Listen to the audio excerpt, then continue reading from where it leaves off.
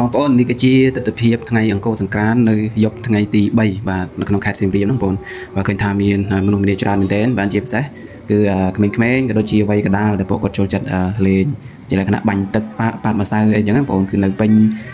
ពេញទីក្រុងតែម្ដងហើយឥឡូវនេះគឺនៅម្ដុំមាត់ស្ទឹងបាទសូម្បីតែនៅក្នុងទឹកស្ទឹងហ្នឹងក៏នៅតែមានបន្តមានការជិះទូកបាទជិះទូកកំសាន្តបាទអញ្ចឹងទេទោះបីជាយប់ហើយក៏ដោយបាទម៉ោង9ម៉ោង10យប់ហើយក៏នៅតែមានការជិះទូកហើយឃើញថាក្មេងៗជាច្រើនបាទពួកគាត់ចូលចិត្តហ្នឹងហើយដើរលេងជាពិសេសគឺថ្ងៃចុងក្រោយផងបងប្អូនគឺថានៅឲ្យបានចប់ដើមបាទមើលទៅគឺថាអ្នកខ្លះក៏អស់កម្លាំងបន្តិចហើយបាទហើយអ្នកខ្លះក៏នៅតែមានកម្លាំងមាន energy បាទមើលទៅគឺថាពួកគាត់នៅបន្តដើរលេងបាទមិនដឹងជាដល់ម៉ោងប្រហែលទេបងប្អូនបើខ្ញុំមកផ្ទះមុនអញ្ចឹងនៅជុំវិញមាត់ស្ទឹងសៀមរាបហ្នឹងគឺនៅពេលល្ងាចពេលយប់ហ្នឹងគឺមើលទៅមានបរិយាកាសសប្បាយរីករាយរបស់គេដែរបាទអញ្ចឹងដោយសារតែពេលថ្ងៃគឺថានៅតំបន់ប្រាសាទហ្នឹងគឺមានការលេងល្បែងប្រជាប្រិយច្រើនបាទហើយល្ងាចគឺថានៅច្រើននៅក្នុងក្រុងនេះវិញបងប្អូនបាទអញ្ចឹងនេះគឺជាទស្សនវិជ្ជាបងប្អូនបាទអាចទេសនាបានបើសិនជាបងប្អូនអត់បានមកលេងនៅក្នុងថ្ងៃហ្នឹង